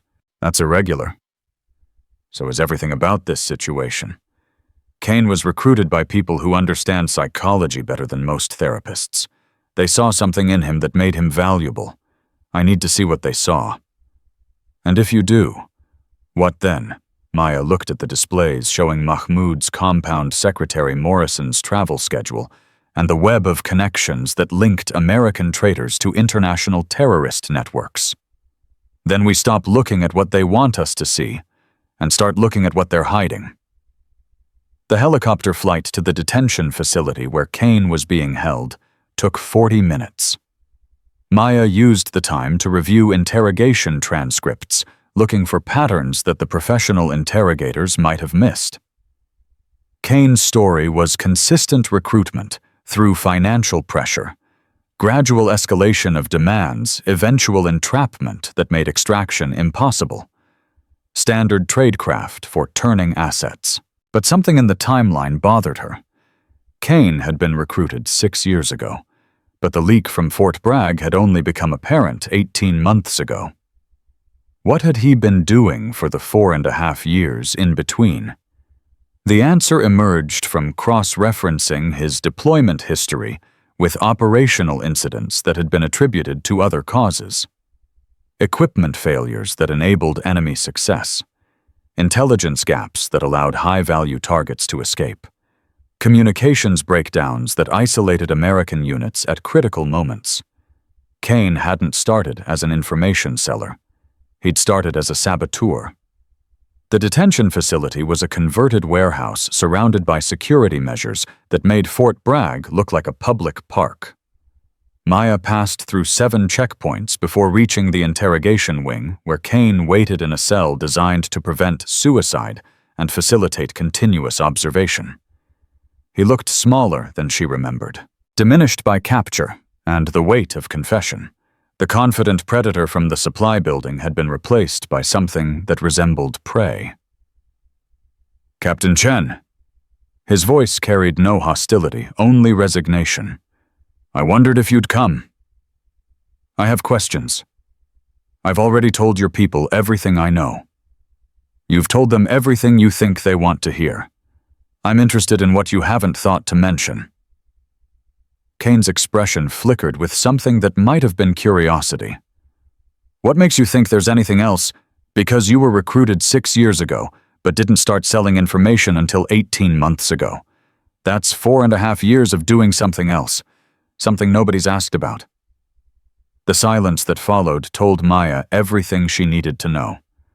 Kane had been protecting secrets that went beyond simple espionage. "Tell me about the sabotage." "I don't know what you're talking about. Tell me about the equipment failures, the intelligence gaps, the communications breakdowns. Tell me about all the American soldiers who died because of what you did before you started selling information." Kane's face went pale. "How do you know about that?" "I'm very good at my job, Staff Sergeant, just like you were very good at yours. The difference is that my job involves protecting people, and your job involved killing them. It wasn't supposed to be like that. They told me it would just be delays, complications, nothing lethal. But it was lethal. How many deaths, Kane? How many soldiers went home in boxes because of you?" He couldn't meet her eyes. "I don't know the exact number. Estimate. Maybe 20. Over the years. 20. American soldiers. 20 families who would never know why their loved ones really died. 20 graves marked with honors that the dead had earned while Kane collected payments for betraying them." Maya felt rage building in her chest, the kind of cold fury that she usually reserved for enemies in combat. But she forced it down. Rage wouldn't get her the information she needed. "Tell me about Mahmoud's real target." "I told your interrogators, Secretary Morrison. You told them what your handlers wanted you to tell them. Now tell me the truth." Kane's hesitation confirmed her suspicion. There was more. "I don't know the full plan. They compartmentalized everything. But you know something. Something you're afraid to say because it changes everything. If I tell you, they'll kill me. Even in here. They have people everywhere.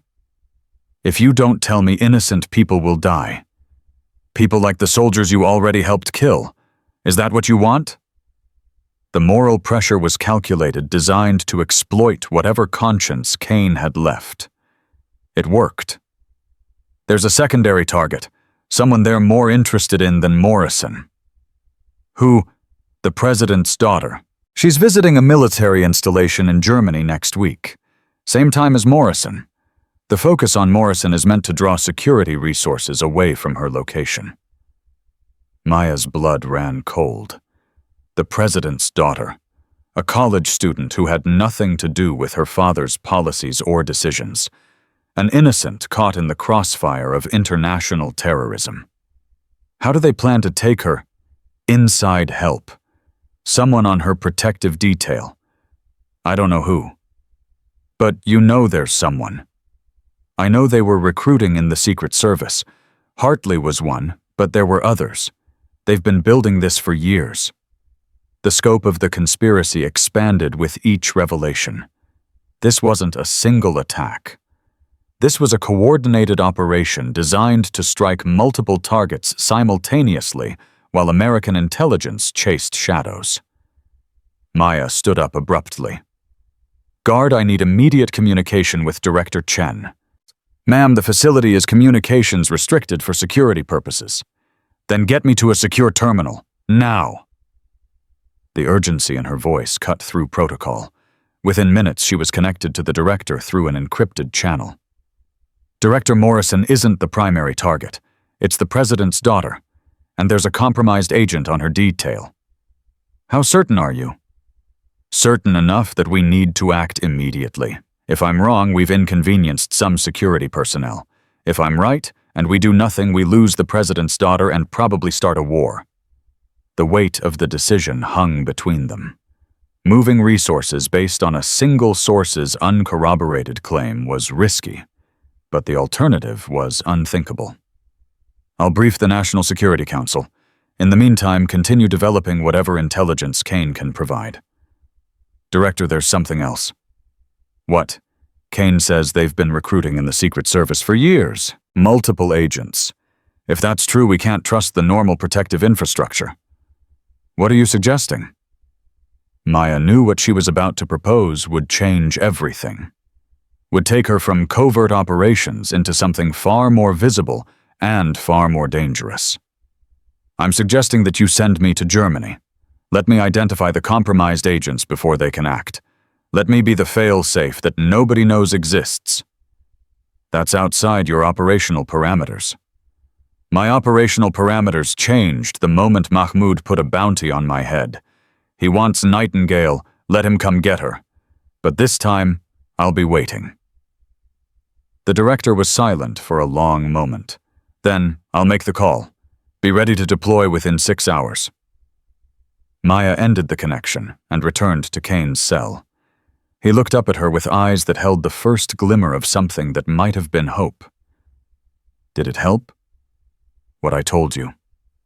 It might save lives, which is more than you've done in the last 6 years. I know. I know what I am. I know what I've done. But maybe this makes something right. Maya considered the broken man before her. He'd betrayed his country, his colleagues, his oath. He'd helped kill the soldiers he was supposed to protect. But in the end, he'd also provided information that might prevent something even worse. Redemption isn't a single act, Kane. It's a lifetime of choices. You've made one good choice today. Make more tomorrow. And maybe eventually you'll deserve the mercy you're hoping for. She walked out of the detention facility and into a night that held no stars, only the distant lights of aircraft moving toward destinations unknown. Somewhere in Germany, the president's daughter was going about her life, unaware of the danger converging on her from multiple directions. Somewhere in Afghanistan, Rasul Mahmoud was finalizing plans that would shake the foundations of American power. And somewhere in between, Maya Chen was preparing for a mission that would either stop a catastrophe or become one. The clock was ticking. 72 hours to prevent a nightmare.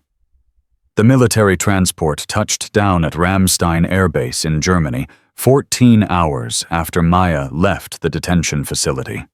She hadn't slept, couldn't sleep. The weight of what was coming pressed against her chest like a physical force. Director Chen's voice crackled through her earpiece as she descended the aircraft stairs. Nightingale, we've identified the compromised agent. Secret Service Supervisor Marcus Webb, 22 years of service, recruited by the network 3 years ago through gambling debts. Where is he now? Currently assigned to the advance team preparing for the president's daughter's visit to the Stuttgart military community. He has access to every security protocol, every route, every contingency plan. Has he been isolated? Negative. We can't move on him without alerting other potential compromised agents. The network might have backup plans we haven't identified. Maya understood the calculus. Arrest Webb too early, and the operation might shift to alternate personnel they hadn't detected. Wait too long, and he might execute whatever he was planning. What's my cover? You're Lieutenant Commander Sarah Mitchell, Naval Intelligence Liaison, assigned to coordinate security protocols between military and civilian agencies. Your credentials will pass any inspection. And my actual mission? Shadow Webb. Identify his contacts.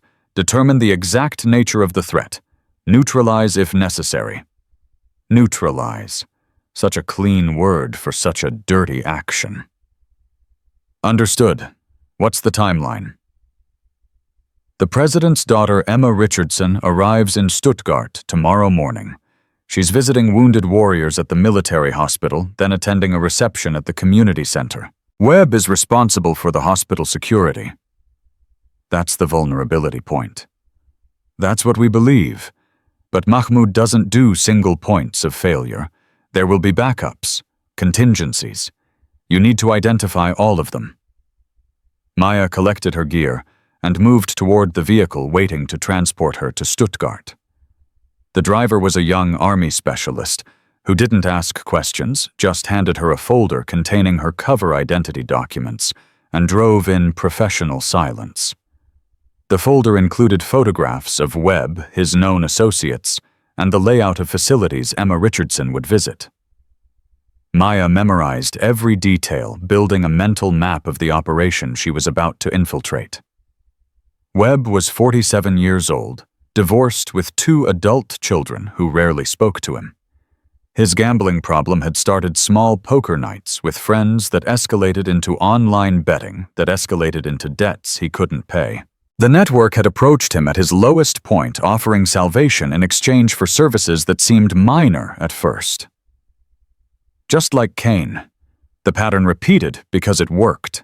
The Stuttgart military community buzzed with preparation for the VIP visit. Security personnel coordinated movements. Advance teams swept buildings. Snipers established positions. Everything looked professional, competent, exactly what you'd expect for protecting the president's daughter. But somewhere in that machinery of protection was a man planning to betray everything it represented. Maya presented her credentials at the main security checkpoint. The guard examined her documents with careful attention, compared her face to her identification photo, and waved her through without comment. "Lieutenant Commander Mitchell, welcome to Stuttgart. Colonel Harrison is expecting you in the command center." Different Harrison. Different base. But the name triggered memories of Fort Bragg, of assumptions that had nearly derailed her mission of laughter that had preceded humiliation. Never judge the quiet ones. Colonel Jennifer Harrison was nothing like her Fort Bragg counterpart. A career intelligence officer with sharp eyes and sharper instincts, she greeted Maya with professional courtesy that suggested she knew exactly who she was really dealing with. "Commander Mitchell." Or should I say something else? "Mitchell is fine, Colonel. The fewer people who know different, the better." "Understood. What do you need from me?" "Access to security protocols, observation positions during the visit, and no questions about why I'm watching your Secret Service liaison instead of the obvious threat vectors." Harrison didn't blink. "Webb. You know, I suspected. He's been nervous for weeks, making phone calls he thinks nobody notices, checking the same positions repeatedly like he's measuring distances." "Why didn't you report it?" "I did, to channels I trusted. Apparently those channels led to you." Maya reassessed the colonel with new appreciation. Harrison had identified the threat on her own and fed information up the chain without alerting Webb to her suspicions. "I need eyes on him without him knowing he's being watched." "I can arrange that, but you should know something first." "What?" "Webb isn't working alone. I've identified at least 2 other personnel who've been acting unusual. A communications sergeant named Peters and a civilian contractor named Diaz. They don't interact publicly, but I've noticed coordination in their movements." 3 compromised agents, maybe more. The network had invested heavily in this operation. "Show me everything you have." The next 6 hours were a blur of surveillance footage, communication logs, and pattern analysis. Maya identified the shape of the conspiracy through the gaps it created, the moments when Webb, Peters, and Diaz were all unaccounted for, the encrypted transmissions that coincided with their absences, the subtle positioning that placed each of them at critical points in the security architecture. The attack would come at the military hospital. Peters controlled communications for the facility. Diaz had access to vehicle pools. Webb controlled the internal security positioning. Together, they could create a window of vulnerability that would allow an assault team to reach Emma Richardson before anyone could respond. They're not trying to kill her, Maya realized. They're trying to take her. Harrison's face went pale. A kidnapping. Mahmoud doesn't just want a body. He wants leverage. The president's daughter as a hostage gives him negotiating power that assassination never could. What do they want to negotiate? Release of prisoners, withdrawal of forces, recognition of legitimacy, the usual terrorist wish list. But with Emma Richardson as collateral, they'd have the president's personal attention. The implications cascaded through Maya's mind. A kidnapping would create a crisis that could last months. Every decision would be second-guessed.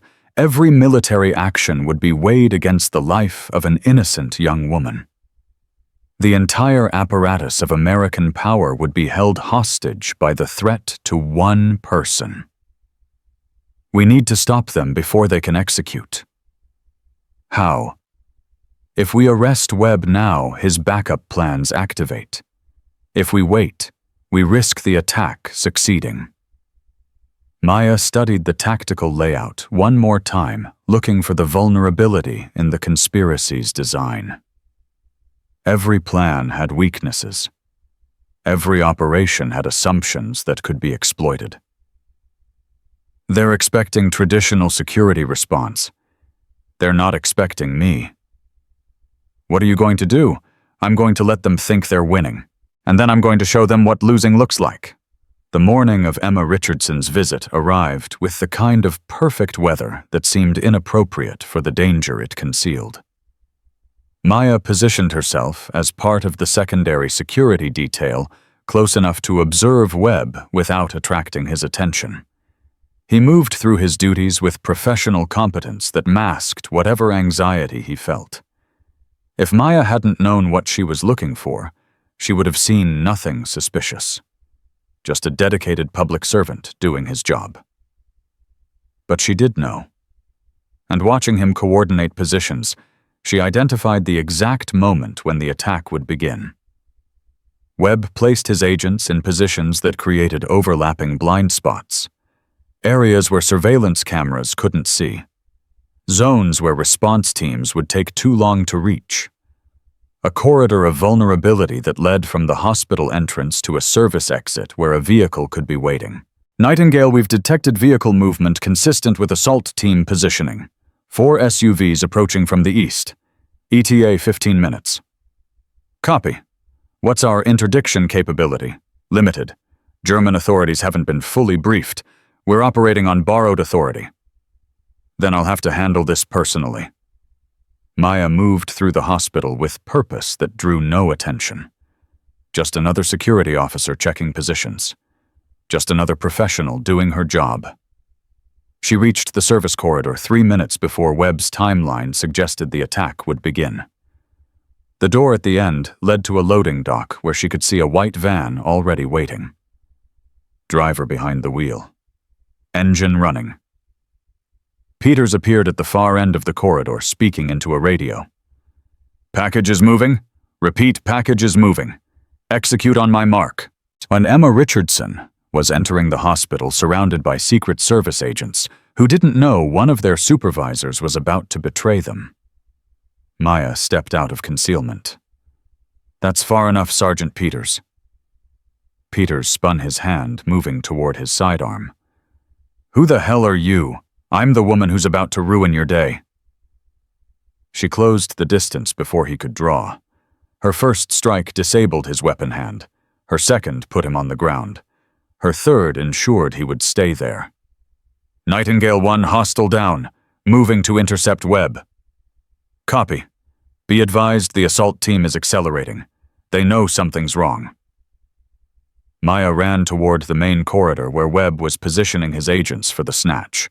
She had seconds to prevent the attack from succeeding. Webb saw her coming. His eyes widened with recognition not of her face, but of her purpose. He'd been warned about American counterintelligence. He knew what it meant when someone moved like she did. "Security breach!" he shouted into his radio. "All units, we have a security breach." The call would confuse the legitimate agents, make them look for threats they couldn't identify, create the chaos his team needed to complete their mission. But it also revealed his position. Maya reached him before he could draw his weapon. "Marcus Webb, you're under arrest for conspiracy to commit kidnapping and treason against the United States. You can't prove anything. I can prove everything. Peters is already in custody, Diaz is being intercepted, and the assault team outside is about to discover that German counter-terrorism forces have been briefed on their position." The color drained from Webb's face. "They'll kill me. If I'm arrested, they'll kill me in custody. Then help me stop them.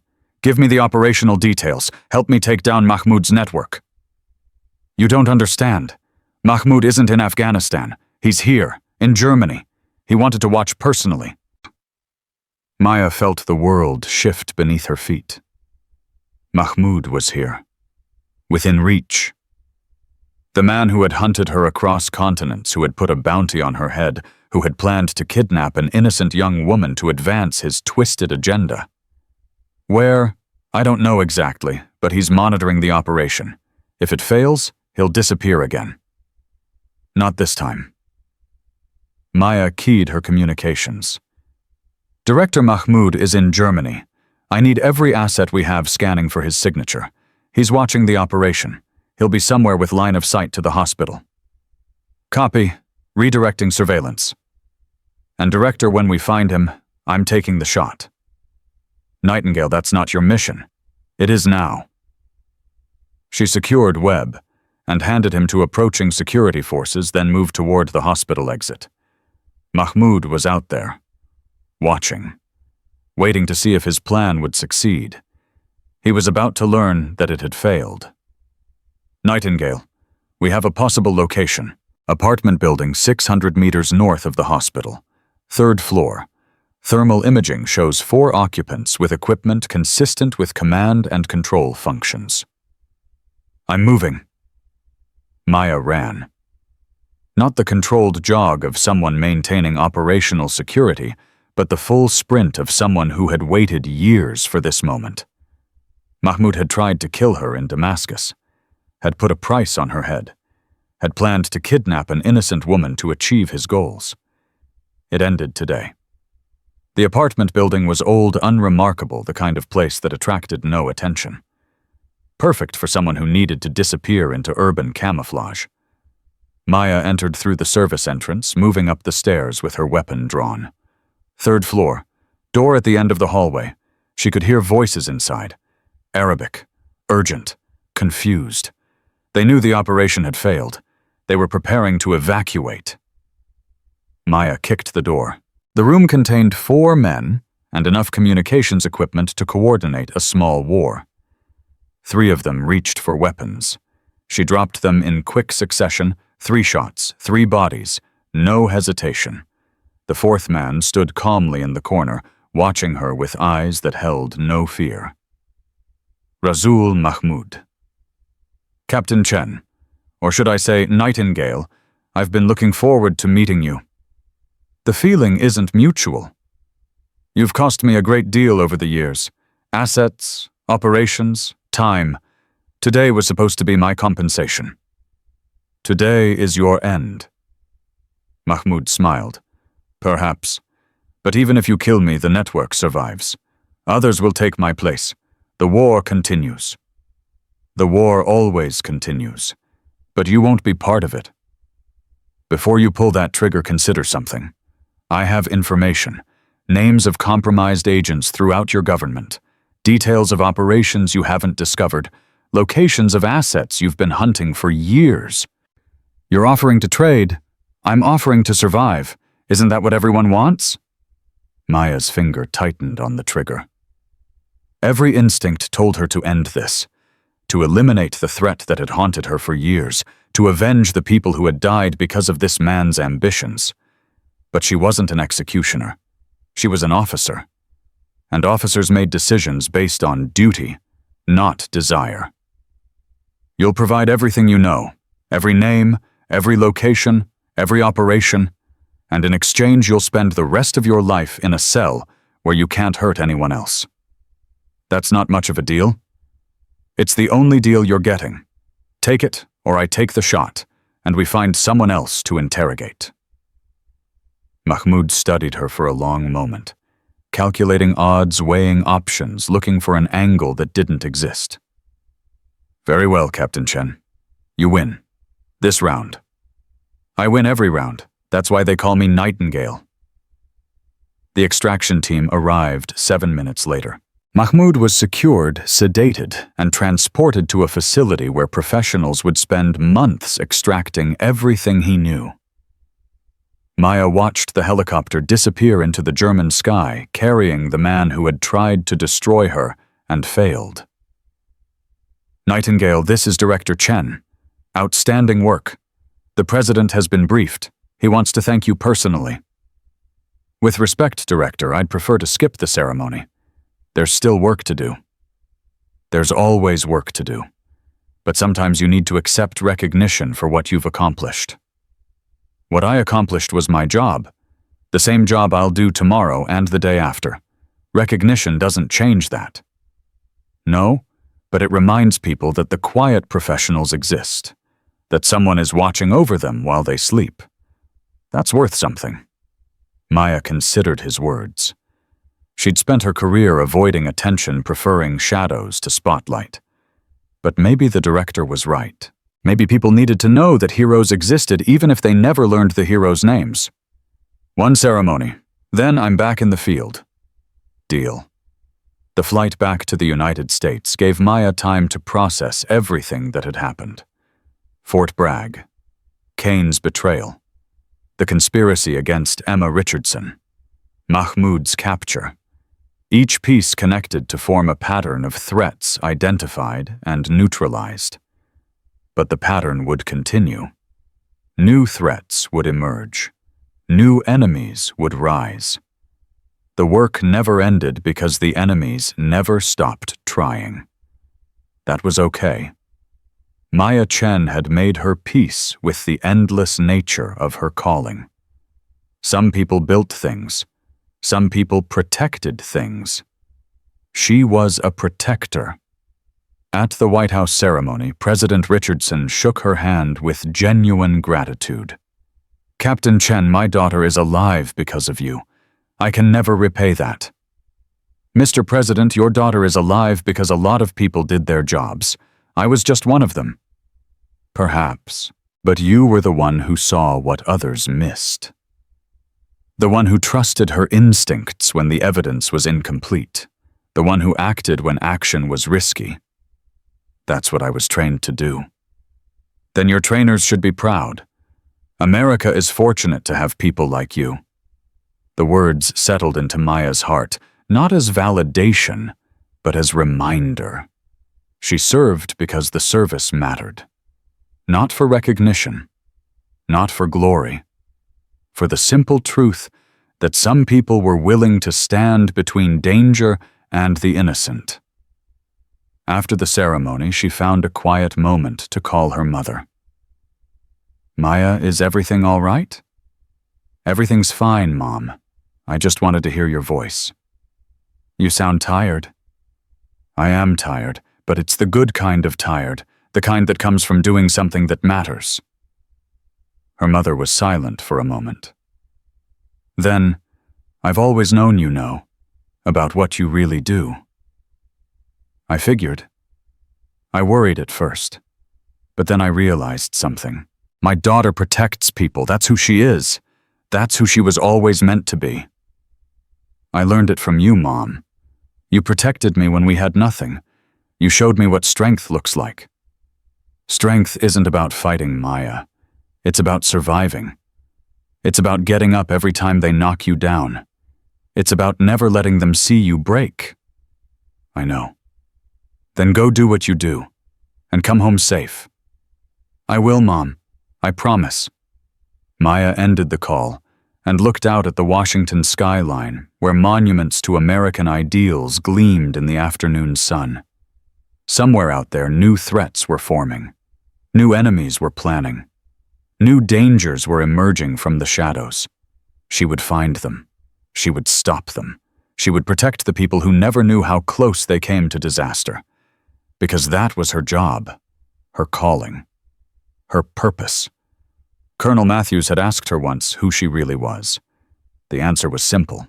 She was the woman who made sure other people's daughters came home safe. She was the quiet professional who operated in darkness so others could live in light. She was the voice that answered when her country called. She was Nightingale. And she was exactly where she needed to be. Sergeant First Class Rivera would tell his soldiers for years about the morning a small Asian woman walked onto Fort Bragg and taught everyone a lesson they'd never forget. Master Sergeant Harrison would admit his mistake in leadership courses, using his own failure as a teaching moment for future NCOs. Colonel Matthews would implement security reforms that prevented future infiltrations and protected future operations. But Maya Chen would simply continue doing what she'd always done, moving through shadows, identifying threats, protecting innocents, making the hard choices that kept her country safe.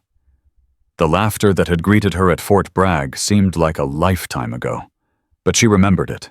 Remembered the contempt in Harrison's voice, remembered the assumption that her appearance defined her capabilities. She smiled at the memory. They had laughed at her rank. She had struck back with a reply no one expected. And in the end, that reply had saved lives, exposed traitors, captured terrorists, and reminded everyone who witnessed it that true strength doesn't need to announce itself. True strength simply acts. The quiet ones carry the weight. The quiet ones face the darkness. The quiet ones make the sacrifices that history never records. Never underestimate them. They might just be carrying the way home.